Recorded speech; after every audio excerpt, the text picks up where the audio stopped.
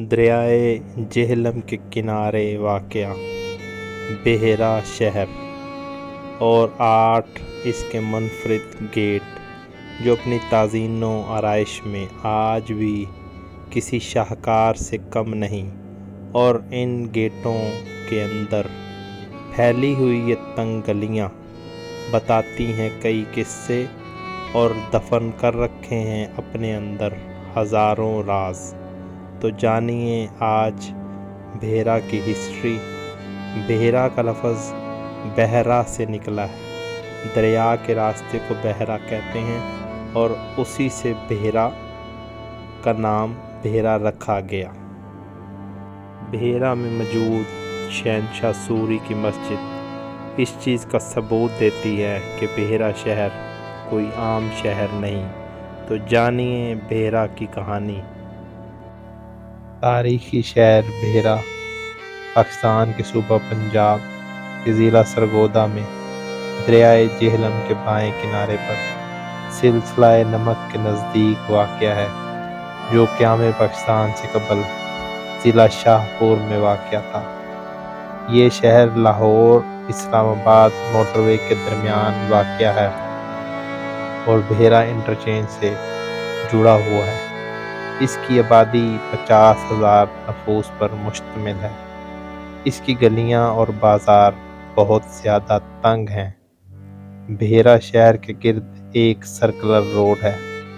موجودہ مقام پر بحیرہ 1540 میں تعمیر ہوا۔ بحیرہ کے نام کے سلسلے غیر حقیقی روایات محض لا علمی کی وجہ سے مشہور ہو گئی ہیں۔ تاریخ اس امر کی گواہ ہے کہ غزنوی یا مغل بادشاہ نے اس شہر کا راستہ نہ پا کر کبھی بے رہ نہیں کیا۔ اصل میں بحیرہ کا لفظ سنسکرت کے 2 لفظوں بے یعنی ڈر اور خوف اور ہرا یعنی مبرا اور پاک سے مرکب ہے، یعنی ایسی جگہ یا مقام جہاں انسان ہر قسم کے خوف اور خدشات سے محفوظ ہو۔ دوسرے لفظوں میں اسے دارالامن کہا جا سکتا ہے۔ یہ شہر زمانہ قدیم میں دشمن کے حملوں سے محفوظ سمجھا جاتا تھا، اس لیے اس کا نام بحیرہ رکھا گیا۔ قدیم بحیرہ دریائے جہلم کے دائیں کنارے پر واقع تھا۔ جدید بحیرہ دریا کے بائیں کنارے پر ہے۔ قدیم شہر میں فقط کھنڈرات کے ڈھیر ہیں۔ یہاں کی گلیاں اور بازار دریائے جہلم کے دوسرے کنارے سے دیکھے جا سکتے ہیں۔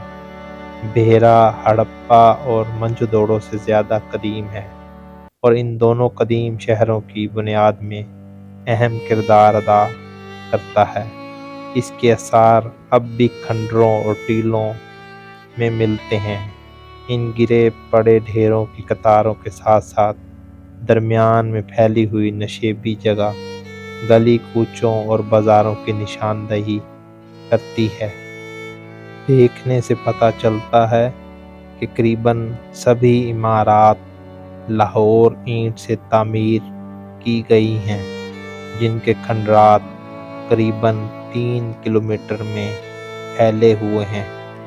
1300 سال قبل بہت سے مسلم صوفیہ بحیرہ سے گزرے جو ایشیا بھر میں مشہور تھے۔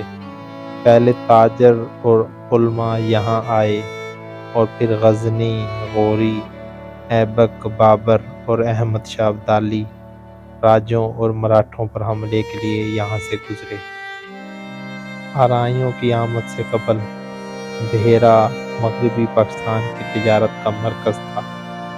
دوسری چیزوں کے ساتھ ساتھ حضرت سلیمان علیہ السلام کو مور بھی پیش کیے جاتے تھے۔ اس علاقے کے لوگ بہت پڑھے لکھے تھے۔ دوسرے شہروں اور ملکوں کے لوگ بھی طب، جغرافیہ وغیرہ کی تعلیم حاصل کرنے آتے تھے۔ سکندر یہاں 4 دن ٹھہرا۔ یہ قدیم بحیرہ شہر 1545 میں پٹھان فوجوں کے جھگڑوں کی وجہ سے تباہ ہو گیا اور پھر جہلم کے بائیں کونے پر تعمیر ہوا۔ شیر شاہ سوری نئے شہر کا معمار تھا۔ جب شیر شاہ سوری نے پرانے شہر کا دورہ کیا تو وہ تباہ حال علاقے کو دیکھ کر بہت افسردہ ہوا۔ اس نے دریائے جہلم کے بائیں کنارے پر ڈیرا جمایا۔ قائم نت کے جھونپڑے کے نزدیک اس نے پہلی عمارت تعمیر کی۔ اس نے نئے شہر میں شاہی جامع مسجد کی تعمیر کی۔ یہ دہلی، آگرہ اور لاہور کی شاہی مسجد کی طرح خوبصورت نظر آتی ہے۔ اس نے جرنیلی سڑک کے ساتھ ساتھ ایک عیدگاہ، مسافروں کے لیے پانی کے تالاب بنوائے۔ مغلیہ دور میں بحیرہ کو عظیم رتبہ حاصل تھا۔ مغل بادشاہ ظہیر الدین بابر نے اپنی مشہور کتاب تزک بابری میں اس قصبے کا تذکرہ کیا ہے۔ قصبے کو تباہی کا سامنا کرنا پڑا جب شیر شاہ سوری 1540 سے 1545 نے ہمایوں کو شکست دی اور پھر پٹھان فوجوں نے اپنا انتقام اس مغل قصبہ بحیرہ سے لیا۔ بحیرہ شہر کے گرد لاہوری گیٹ، کشمیری گیٹ، کابلی گیٹ، پیراں والی گیٹ، لوہاراں والا گیٹ، چنیوٹی گیٹ اور حاجی گلاب گیٹ نامی 8 دروازے تھے۔ اب صرف 4 گیٹ بچے ہیں۔ پیراں والی گیٹ، حاجی گلاب گیٹ، لوہاراں والا گیٹ اور کابلی گیٹ اب تباہ کر دیے گئے ہیں۔ مغل شہنشاہ اکبر کے دور میں بحیرہ کو پھر سابقہ عظمت حاصل ہوئے اور یہ مغل انڈیا کے ان 40 شہروں میں سے تھا جن میں سونے اور چاندی کے سکے ڈھالنے کے لیے شاہی ٹکسال تھی۔ غزنوی، غوری اور احمد شاہ ابدالی برِ صغیر پر حملہ کے لیے جاتے ہوئے بحیرہ کے پاس سے گزرے۔